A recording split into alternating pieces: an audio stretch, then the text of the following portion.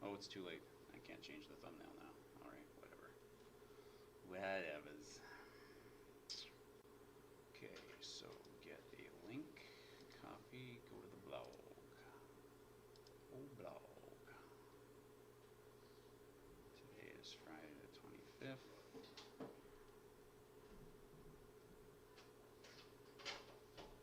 And this is slot 3.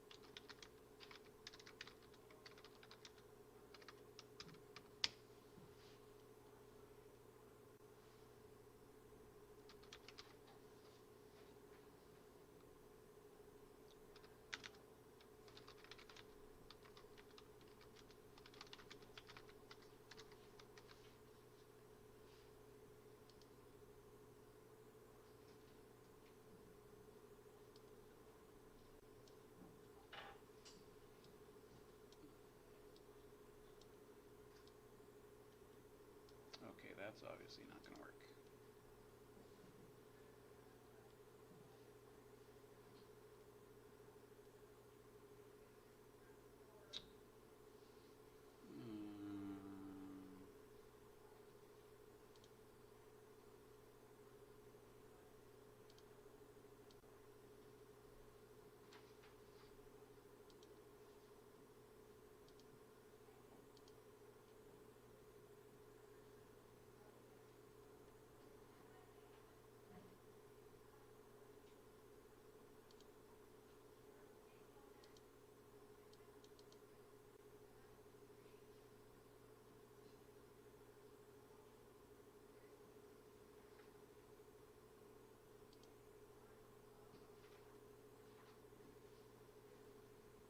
Where did my typing go?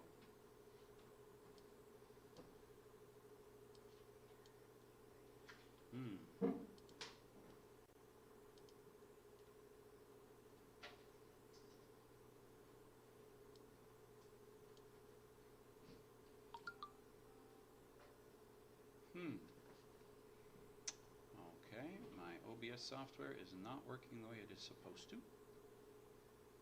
I've done this many times before, never at school though. What is going wrong?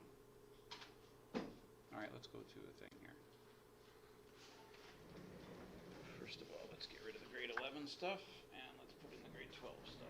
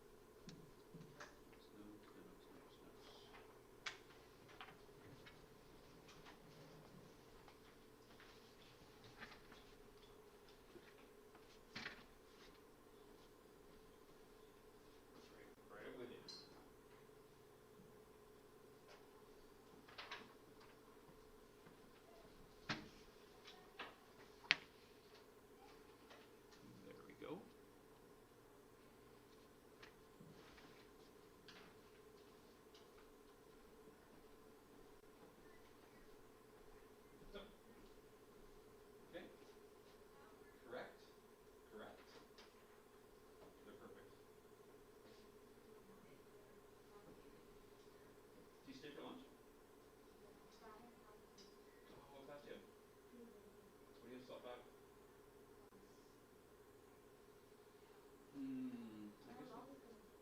I don't know. What would the quiz take you guys? Like 15 minutes, 20 minutes tops? Okay.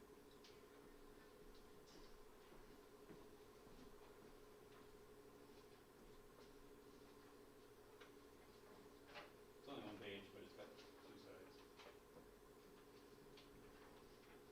you go.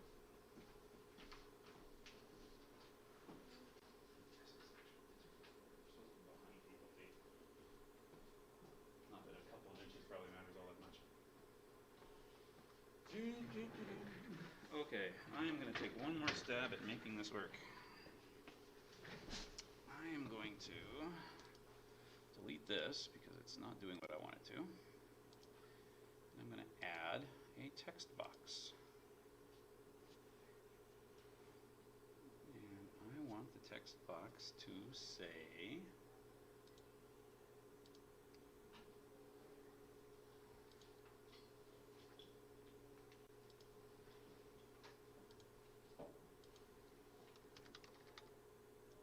what the heck?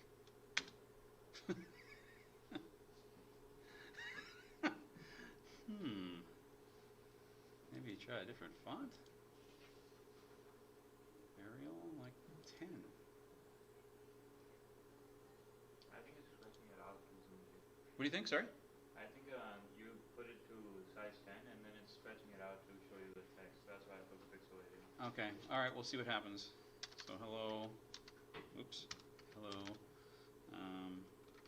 Oh yeah, you're right.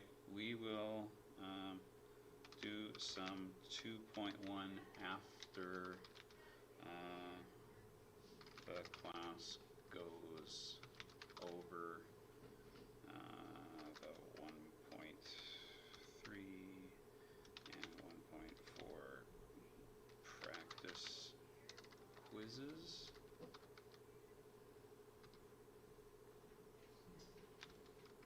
Say hi in the chat. Okay, so I want the background color to be, the background opacity to be that. Yeah, that's good. Oh, there it is. It's probably there it is. And I want that to look like that. Sweet. And then I want this to look like that. And then I want to bring up my chat window over here.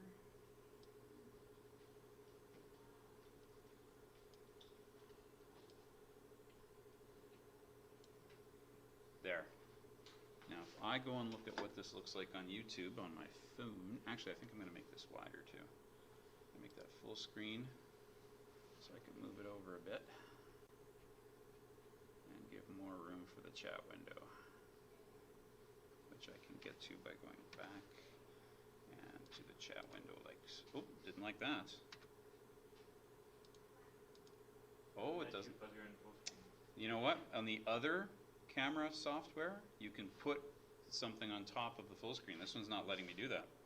So, okay, fine. Let's go back to here. How do I get out of full screen? I guess there we go. So get out of full screen. All right, that's the best I can do with that then, I guess.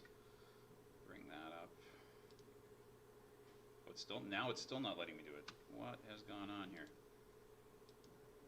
It's still in full screen. I'm still in full screen, that's why.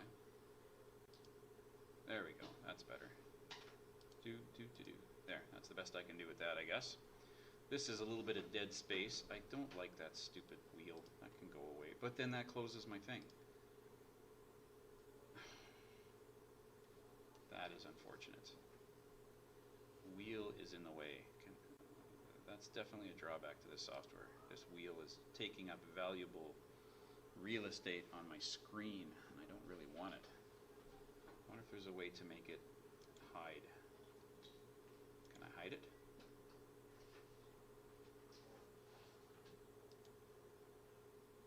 Is it in settings?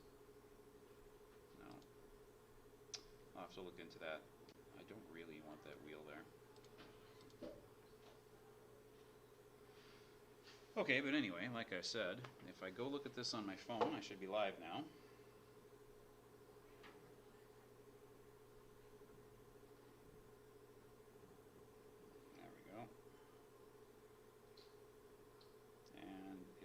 Yep. My little bars at the top. Hello, we will do some 2.1 after the class goes over the, yep. So everything looks pretty good actually. There's 4 people here. Nobody's saying anything yet though.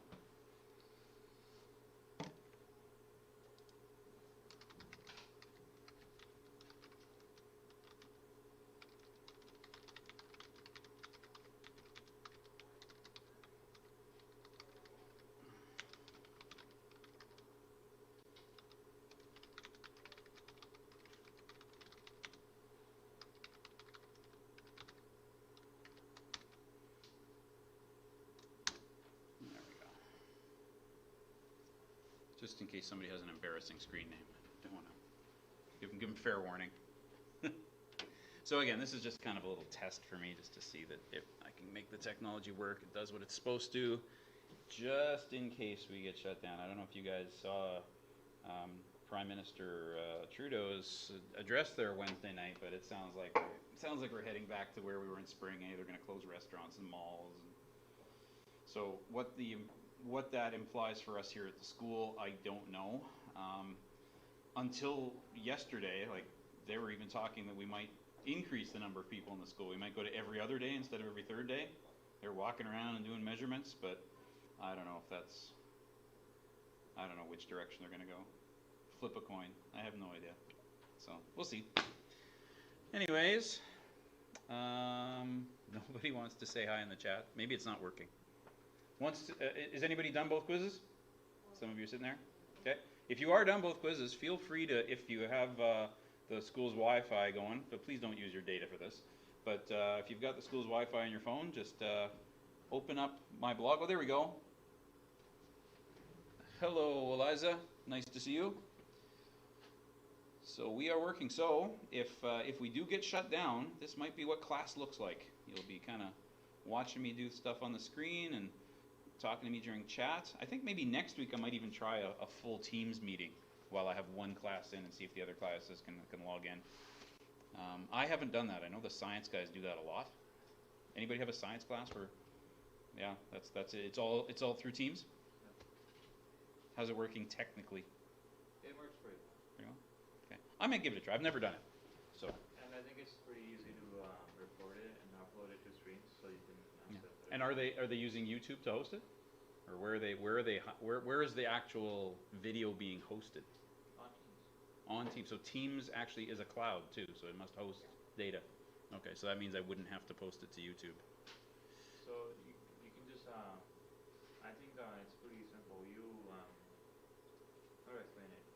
She records it and then she sends it off to Stream, which is another Microsoft thing. So yeah. It's pretty easy to do it because it's all Microsoft. So it's all through Microsoft. Yeah. Okay. I will give that a try. And maybe I'll do it next week when next week when your guys are here, you're going to be quizzing. So that would be maybe next week first class that doesn't have a quiz. Maybe next week Thursday, because when do I see you? I see you Wednesday. But yeah, it'd be nice if it was you guys though, because you seem to know what you're talking about. It'd be nice if you were here. Kyle, good morning. Nice to see you. How's my audio? Let me know if you can hear me all right there, guys. As far as I know, it should be good. All right, we are going to go over quizzes. Guys watching at home, you've done these already. I just wanted to get the stream going while they were working on them. You can watch me do them again if you want. And there we go. Aha. Anybody need more time? We're ready? Okay, let's go. Let's go through the quiz. I like doing these with a pencil so that I can kind of make points and erase them as I go. So I'm gonna start with this point right here, and you know what? I'm actually gonna use some rulers too, because I don't know, but like, notice that the grid is kind of faded. That actually makes life hard. Hopefully the one on the test I can give you a better photocopy than this, guys. All right, you go from left to right. Bed mass matters, but you still have to go left to right. So the first thing I deal with is this negative. What does this negative do to my graph? Flips it which way?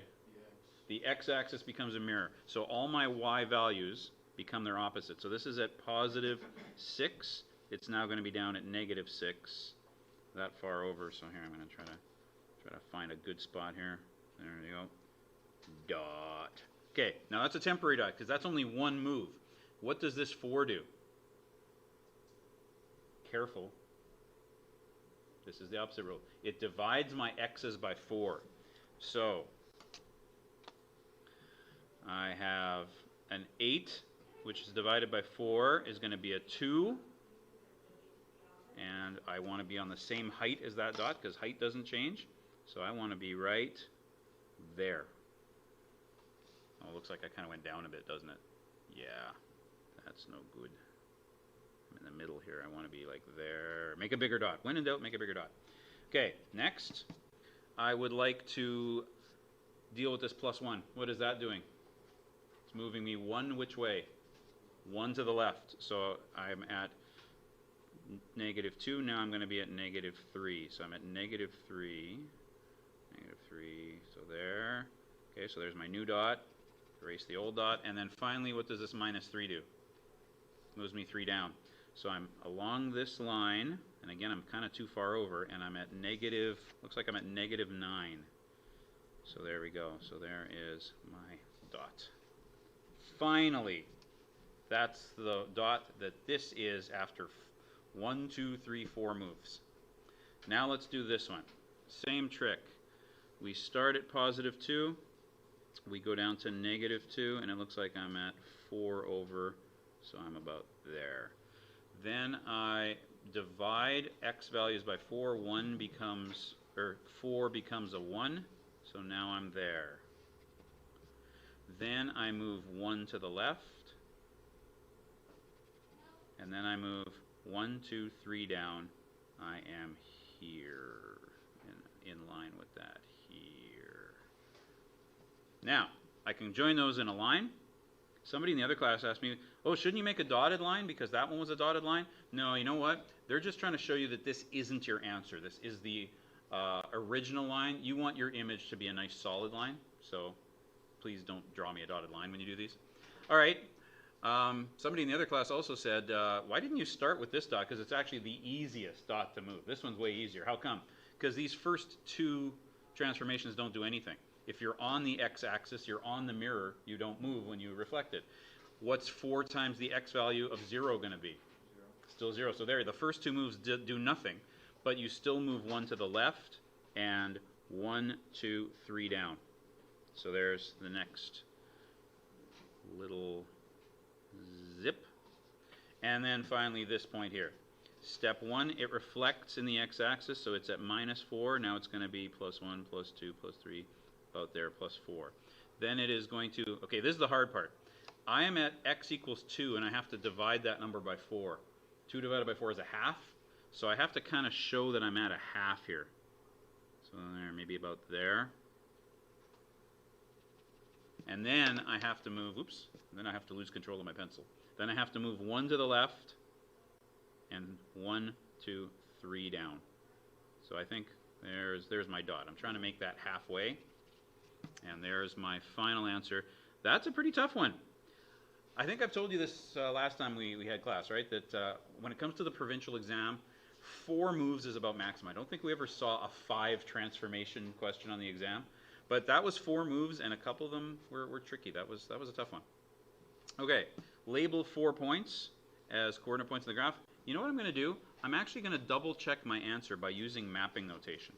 So I'm going to start, I'll use some scrap paper for this. I'm going to start with what this point was. This point was, originally, looks like it was -8, and why did I do that?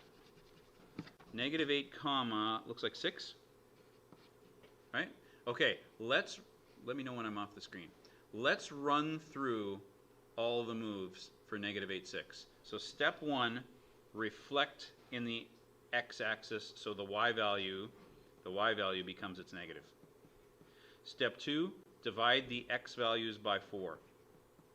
Step 3, move 1 to the left. Step 4, move 3 down. Is this point -3, 9? If it is, I did it right. Or -9?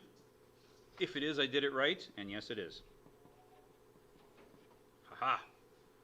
So you can do that for all of them. Let's do one more. So the next point was -4, 1, 2. -4, 2.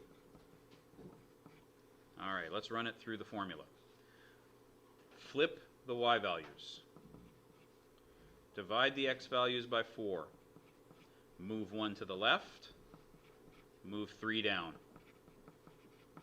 Did the next point end up at -2, -5? -2, -5. Winner! Okay, and then 0, 0, I'll just label the last couple. 0, 0 became -1, -1, 2, 3. And this point here became, this is the one that's kind of, you have to label it with a decimal or a fraction, -1/2, comma 1. And there we go. So there's 4 points labeled for 2 marks, probably a half mark each. Okay? So if you've got the right graph. Now, how do you get the part marks in part 1? Oh, you have no idea what a pain in the butt these are to mark. Because I have to check your work and say, okay, maybe they did, like say that you thought this was the reflection on the y-axis. Do I just give you a big fat 0? No, I actually go through and say, okay, if that really was the right way to reflect it, did they do this right, that right, and that right? So do me a favor, don't make any mistakes and my marking gets way easier, okay? So just don't make any mistakes? Okay. The class, those of you watching at home, the class is nodding yes. They have agreed to not make any mistakes, and I love them for it. So yeah, you can get part marks here. So if say you thought that this was the reflection on the y-axis, but you did everything else right, you'd get 3 marks. If you thought that this was a shift 1 to the right instead of left, you'd only lose that 1 mark. Basically, it's a mark per transformation. Any questions on that?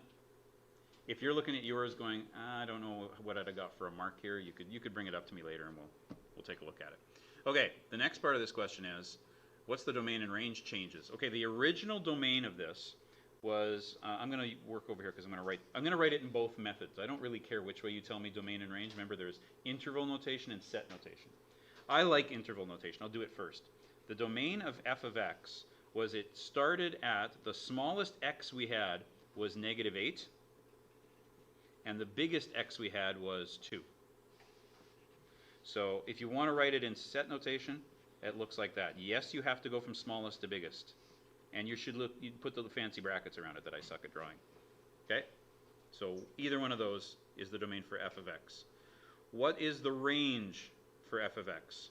Well, the smallest y that it was -4. And the biggest y that it was 6.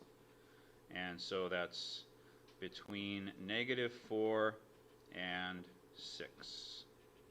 There we go. And make sure you use a y. Yesterday I did that with an x. That would cost you half a mark. Remember, range is y values. Okay. New and improved. My transformed function. What is the domain now? Well, luckily I've labeled all these points. I can just look at them. The smallest x I have now is -3. So I go from -3, and the biggest x I have is actually -0.5. Right? Or, again, if you like set notation better,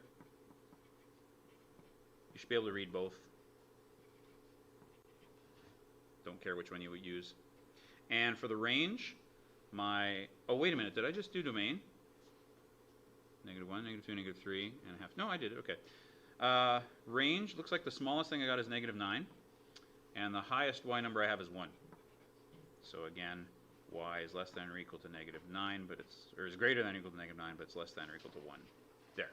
So that's either of those notations, as long as you got them right. I guess it's 2 marks, so it's a half, a half, a half, a half. It's like, what if I got one right but not the other? I'm not going to quarter marks. Sorry. It's right or it's wrong for a half mark for each one. Any questions? Can I point out to you, once again, there is a nice way you can check your answer. It's like, okay, I think the domain went from -8 to -3. How can I check that? Go back to the formula and go, what happened to x? Did this thing change any of the x's? No. This thing divided them by 2 and then -1. What's -8 divided by 2?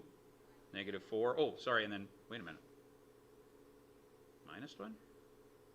Hang on. -8 divided by 4. Oh yeah, that's right. -8 divided by 4 is -2, and then -1 is -3. Oof, trying to do a check and I confused myself. And then do the same thing with the 2.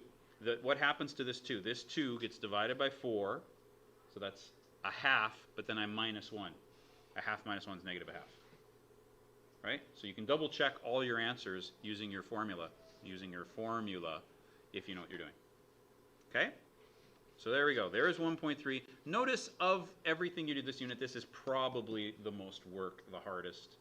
There'll be probably a little more marks for this than there was. There's probably as many marks on this one section as there was in the 2 sections we tested last time. Okay? And somebody asked me, is there a unit test? You're doing them. These little quizzes are going to be our tests. Right? We've decided as a department we're not going to burn a whole 1-hour class doing a test. For 2 reasons. Number 1, our time together is precious, right? Because we're only every 3rd day. And number 2, just out of sheer humanity's sake, when you're only here every 3rd day, there's going to be a whole lot of days where every one of your classes is going to be trying to test you, right? So a 1-hour math test is just going to be just going to suck in the middle of a day like that. So we don't want to do that to you. So we're going to try to just test more often in smaller chunks. Okay? Can I tell you? I should maybe cover my microphone. Man, I got one section of grade 11s that are a bunch of whiners. Yesterday morning it was okay, so we're doing the practice quiz, and next time I see you, we do it for marks. And they're like, that's 5 days away. I'm going to forget it by then. What a bunch of whiners, man. And let me tell you something. That is a glass half empty kind of kid. Because shouldn't you be thinking, I have 5 days to prepare? I mean, if this little practice quiz didn't go great, you got a whole weekend and 2 days to fix it. Right? That should be a positive. Yes, we're going to be moving into the next unit, so if you completely ignore this, you're going to forget it. But the onus is on you. You can thrive under these circumstances. You get some time here. So don't be like my grade 11s. All right, let's do this one. This one's actually kind of also not an easy question. Here's what I would do. I would say, okay, I am looking for, I'm going to just write them down here. I am looking for, this is my formula, right?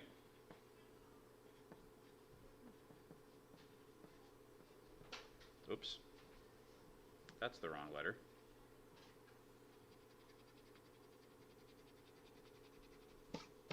This is my formula. There. So I'm looking for the letters A, B, H, and K. So here's what I'm thinking. When X is 0, a stretch can't affect it. So any movement from 0 tells me for a fact what H is. Right? So if I move this point from 0 to 2, H, I'll write it over here, H has to be 2 to the right. Thank you. I'll mark that later. Thanks, Bradley.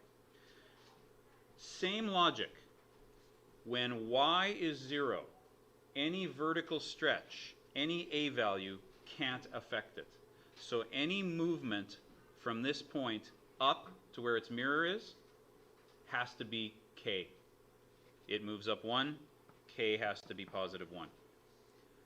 Any questions on the logic of how I did that? Always when you're doing these backwards ones, or when you're doing these ones where here's the picture, come up with the formula, always kind of work backwards and find H and K first. Right? And H and K are easy to find. Any point that had an X of 0, its shift horizontally has to be H.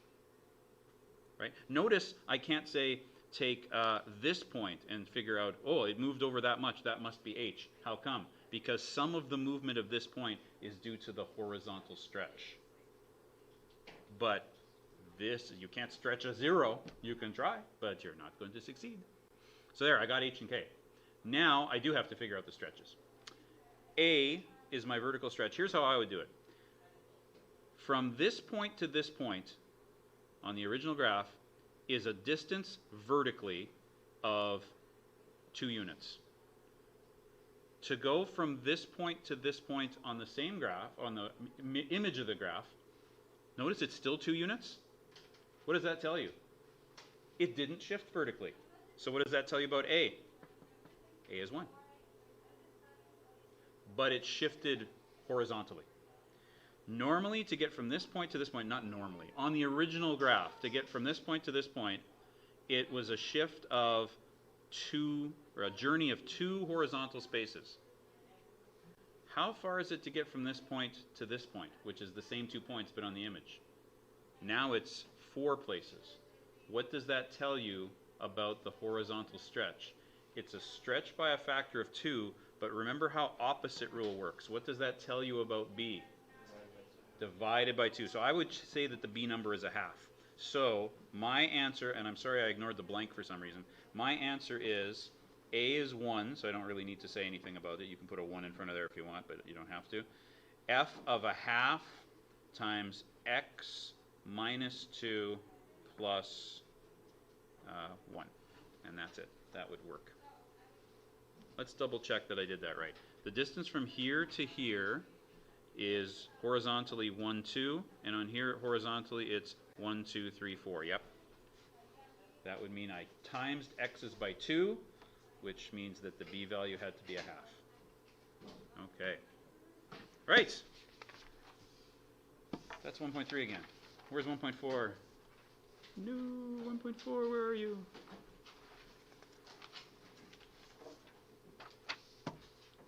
There we go. 1.4.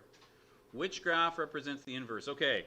You know my favorite way to do multiple choice is to just eliminate the ones that can't be right. Right? So in an inverse situation, inverse is, you can think of it as two things. The most common, the most important way to think about it is the x and y values switch spots. Right? You flip x and y coordinates. The other thing to think is if you drew the line y equals x, you have a mirror image in that line. So already I know that I should be up here, right? So already I can say you're not right. Yeah, you could be right. You are over on the left side. Okay, the only one that the mirror for sure rules out is A. It ain't A. Now I'm going to use this thing. Let's pick some points. Let's pick this point here. There's the vertex. The vertex right now is the point 3, 1. So my graph had better have a vertex at 1, 3. 1, 3. Oh, we already did that one. That one's not right. The vertex should be at 1 over 3. Well, 1, 3 is a point, but it's not the vertex. So you're out. 1, 3 is the vertex. Could be you. 1, 3 is the vertex. Could be you. But again, this one seems to be going the wrong way, right? I guess I should have eliminated that when I looked at the mirror line. This is on the wrong side. So I already know D is my answer. But I'm going to do one more point just to double, triple check it. Because this might be for marks. Question? Is that a 2? It is a 2. I'm misreading that. So that should be 1, 2. That's okay. And that I misread it again. 1, 2. Sorry. My eyes aren't so good. So 1, 2. Thank you for pointing that out. All right, let's pick another point, though. Let's pick the point, is that 3? Let's pick the point 3, 0. What should that map to? Just to double check that this is right. It should map to 0, 3. Let's see if it does. 0 over, 3 up. Winner. I'm very convinced that it's D. And that's all there is to those ones. Those ones are pretty easy compared to the slog we just did in the last question. Number 2, how do you restrict the domain? What do we mean by restrict the domain? We mean if we graph this thing, it's an x squared. What kinds of shapes are x squareds? They're parabolas. Oh, this one's a parabola. What happens when I do an inverse of it? I get sideways parabolas. Are any of these graphs functions? No. Why aren't they functions? What do they fail? They fail the vertical line test, which means that I need to make this graph, which would be a parabola moved 3 to the right. I need to make this graph so that when I do reflect it in this line, and it goes that way, I only get one arm so that a vertical line won't hit it twice. Okay, where do the arms start? Where is the point at which it's symmetry to the left and symmetry to the right? At the x coordinate of its vertex. So this is the key number right here, this minus 3, which really is just the 3. The 3 is the key number. So basically, if I take the domain of this and I make it so that x has to be, that is the curvy bracket. That's how bad I am at drawing those. I make it so that x is greater than or equal to 3.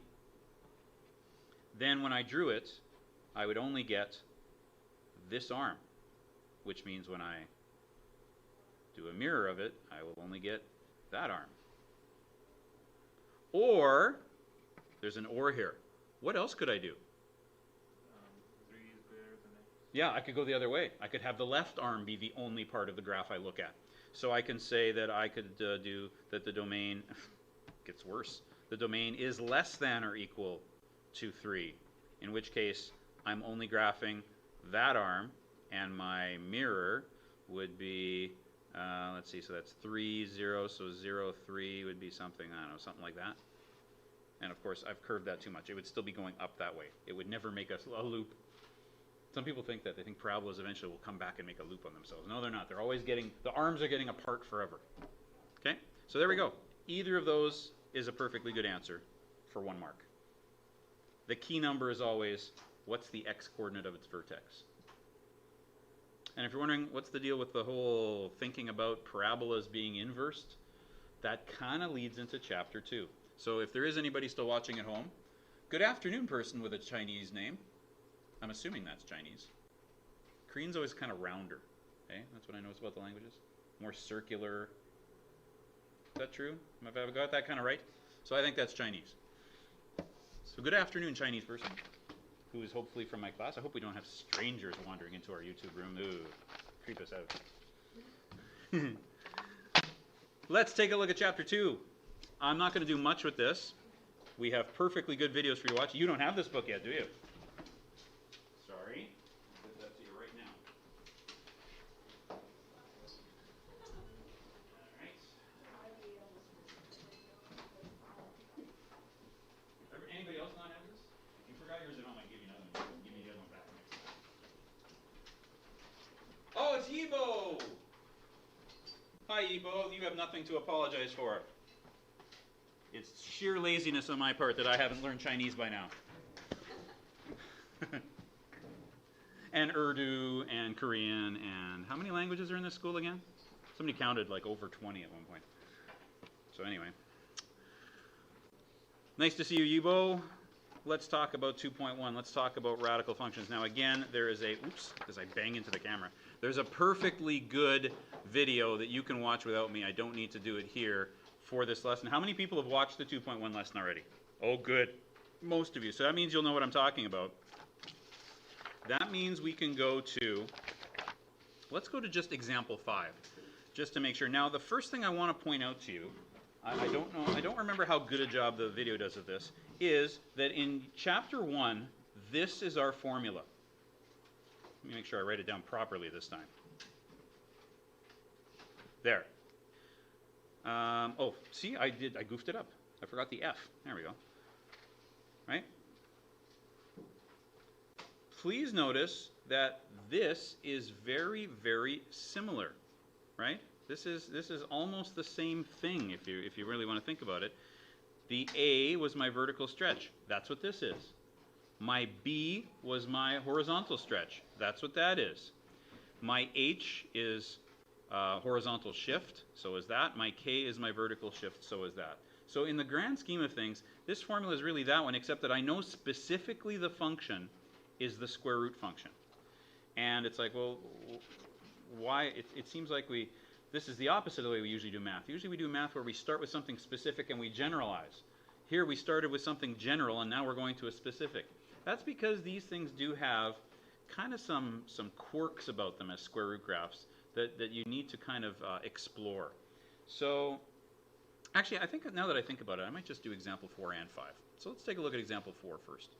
So let's work through this together and make sure that we understand what's happening. Now, a normal square root graph, right? The parent function of all square root graphs is y is equal to the square root of x, which is a graph that goes through 0, 0. And then, if I just wanted to count by whole number dots, 1, 1 is definitely a point because the square root of 1 is 1. 2 as an x would be an irrational number, so I don't want to count by that. I'm going to jump to 4 because the square root of 4 would be 2. So 4, 2, and then I here make a bigger dot. There we go. 4, 2 would be a point. What's the next place where I know for sure I'd have a whole number for y? 9. 5, 6, 7, 8, 9 would be up at 3. So something like that. And there we go. So that's the parent function. So every time I do one of these examples, I'm looking and I'm comparing, and I'm comparing this to what that was. What is the parent function? So first things first, the square root of 0 is 0, and you can't, and if I start here at 0, 0, any stretch of 0 is meaningless. We just learned that in our last quiz. So h and k have to be here. The coordinates of this vertex point have to be h and k. So I already know that h is 2 and k is -1, right? Because we shifted 2 to the right. And again, maybe if you want even, you could just put in sort of dotted line the parent function. So 4 would be 2, so about there maybe. And once again, I've missed the dot that I drew. There we go. There. So do something like that to give yourself a nice little heads up. Okay, now how do I find the vertical stretch? Well, here's what I know. On my parent function, vertically, from this first whole numbered point to that one, it's a vertical travel of 1 unit. How far do I have to go from this point to this point? 1 unit. There's no stretching going on. Okay? How about horizontally? To get from my first whole number to my second whole number is again a shift of 1. How far is it from the first whole number, or whole integer I should say maybe, to the next whole integer? Still 1. This was an easy one. No stretches. Okay? So I know that either y equals, oh, wait a minute, I forgot something. A has to be negative. Yeah, where are we reflecting? Because we're going in a different direction, so obviously we reflected. But which way did we reflect? Over the y-axis. We reflected over the y-axis. How come it wasn't the x-axis? Because if we reflected over the x-axis, it would be first of all down here, and it would be heading towards positive infinity for x. It's definitely heading towards negative infinity. It was a reflection in the y-axis, so that would be which one? Which one of these is the negative number now? B is -1. So there we go. Sorry, I forgot about that. So y equals, a is 1, so I'm not going to bother even writing 1. F of -1, and again, I don't need a 1. I can just, I know there's a 1 there. X -2, and then -1, right? Or what if I didn't want, it just says determine the equation. Well, that's an equation. That's a function form equation. What if I wanted the specific equation? Right? Kind of like that. What if I wanted the specific equation with the actual square root in it? Then I would want y equals the square root of, again, a doesn't exist, or a is 1, I should say, x -2, and then -1, right? So there we go. Those are both the same thing. Now, would it mess with you if you were doing your homework, this was your homework, and let's say this was the answer key. Say they wanted the specific function, or the specific equation, not the function form equation. What if they actually had this for an answer?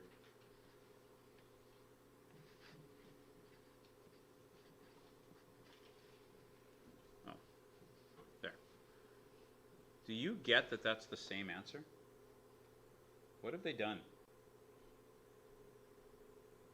Looks very different to me, but it's the same thing. Can you see why it's the same thing? It's factored form here. Remember that the basic form of all our formulas is in factored form. So if it ever said, or again, if it was multiple choice and this wasn't the choice but that was, you'd know that's your answer. Or if it ever said, give us a simplified equation, they kind of mean this. Simplified means get rid of any brackets that you can, do any operations that you can do without doing any fancy algebra. So I could see that being the answer. Question? Okay, yeah, I was just going to say, I had like that sort of as my answer for one of the questions in the homework, and I was just wondering if that was right or wrong. I'm going to tell you, what did the answer key say? It was factored. Yeah. So in other words, did the instructions say to simplify? No. So it was the factored form, so you're done. Don't factor it unless you have, or don't expand it into unfactored form unless you have to, right? I wouldn't, if the question was, this was my homework, I'd have stopped there. Unless the actual question said, simplify your answer, or if it was, again, multiple choice, and this wasn't the choice, right? Because I'm pretty sure I did that right. What's wrong here? Then try expanding that bracket and see if you get the choices. Okay. Now I'm giving you a very specific situation here. To be honest, I don't remember. Actually, this is a very small unit. This hasn't even been on every single provincial exam we've done. And I honestly don't know if I remember anywhere a kid would be here, but this was the answer. But I've seen it in the homework, and I've certainly seen it in the curricular material. They point out that, yes, students need to know that this and this are the same thing. So that's kind of why I'm taking the time to talk about it. And I don't think in the video, I think in the video they just stop with those two things, right? So I wanted to just make sure that I pointed that out to you. All right. You want to try these ones yourself?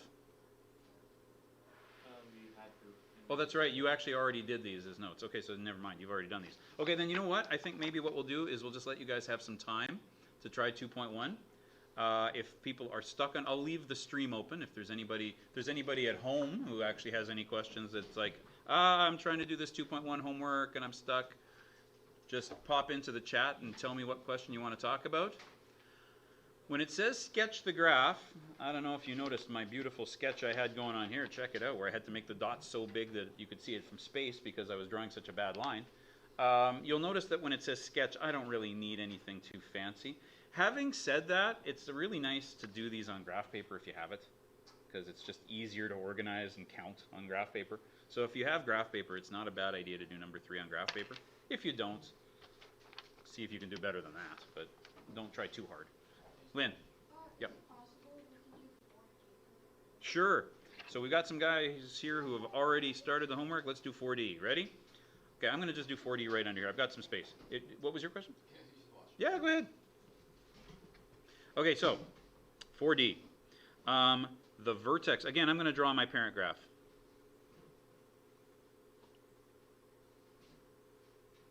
Oh, parent graph. Oh, I'm just sorry, being a perfectionist for this one after the last one was so ugly. There's my parent graph. Okay, vertex tells me H and K. H is move 3 to the left. K is move 1 up. Do you agree with that? Okay. Now, on the parent graph, to get from my first dot to my second, and by first and second, it's like, isn't there infinite dots from here to here? Yeah, but the first and the second dot, those two dots are the only integers. Because remember, when you square root things, you don't get a lot of numbers you square root that turn out to be integers, just your perfect squares, right? So square root of 1 is 1, square root of 0 is 0. The distance from here to here, horizontally, is 1.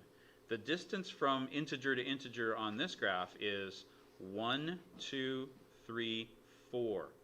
So a distance of 1 horizontally became a distance of 4 horizontally.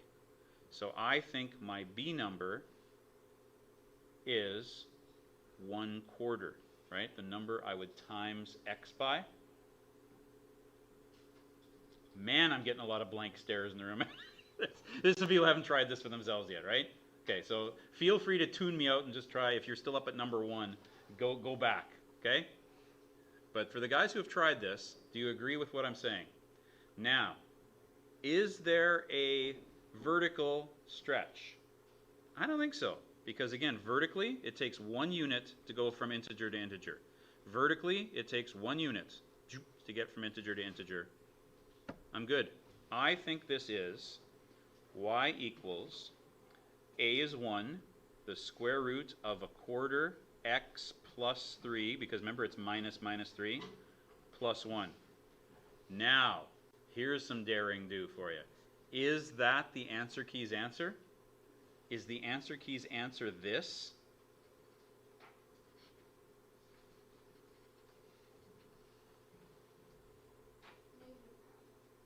Negative. Oh, same thing I did in the other one. I forgot the stupid flip. Okay, which way did we flip? Did we reflect in the y line or did we reflect in the x line? It flipped. This is going to look really great for the people watching on cam at home. It flipped this way, right?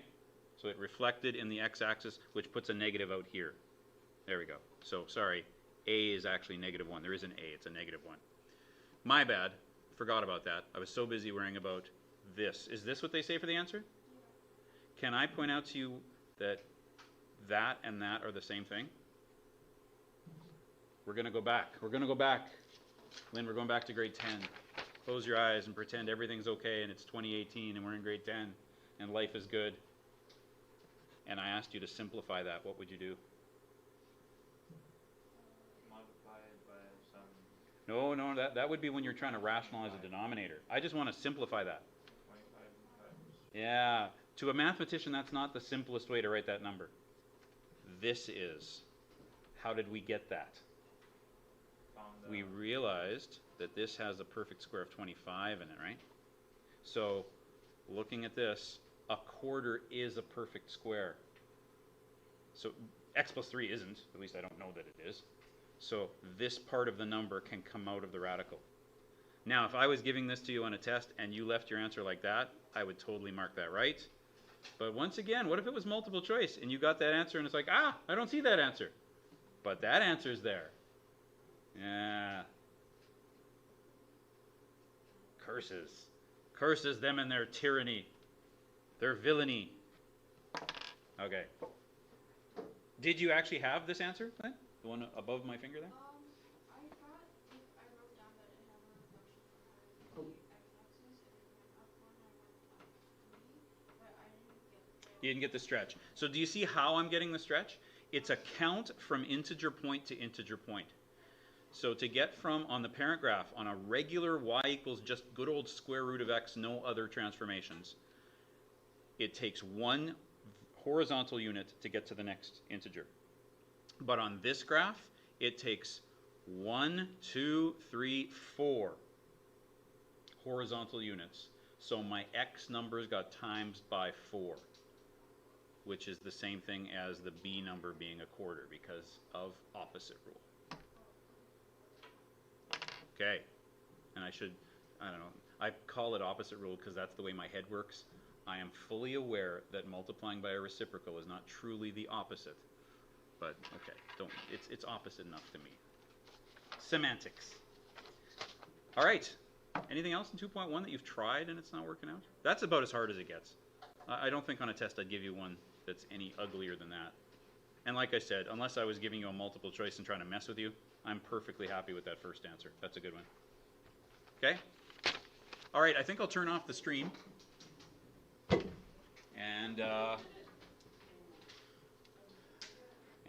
let's see, how many people are in the stream room right now? Oh, stream room. There's 5 people in here. I don't know if there's actually 5 different people or if I'm one of them. Maybe there's only 4. I think I count as one of them, eh? So there's 4 people in the room. Okay, so there we go. I'm going to end the stream. Bye-bye, everybody who's watching. End. And now